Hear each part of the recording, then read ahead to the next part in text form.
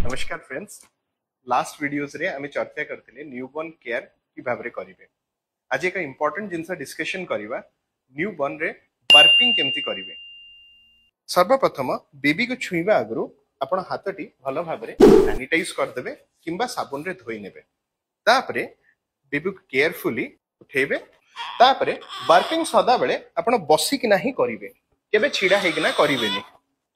Burping कवा समय रे दीटा टेक्निक होई थाए, एक कांधरे पकेइकिना किंबा जंघरे पकेइकिना। एबे प्रथमे आमे कांधरे किभाबे पकेइकिना बेबी को बर्प करबा सेटा सिखिबा। देखि पारुथबे मु बेबी को कांधरे मोर पकेइली, मोर बाम हाथटी बेबी रा बटक रे अछि।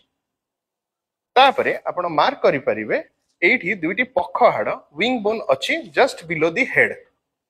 ता मध्य रे एभाबे ठोला करिकिना आपण बेबी को 10 मिनिट्स पई एई भाबे बर्प करिवे। एबे आमे नेक्स्ट टेक्निक किभाबे जंघरे पकेई बर्पिंग करिवे ताहा सिखिबा। जंघरे पकेइबा बेले दीटी नीज को जॉइन करि देबे ओ बेबी को एभाबे मुह माडी सुआई देबे। मुह माडी सुआइला परे आपनकर बाम हाथटी तार बाम खंजा को जेमिति धरिबो।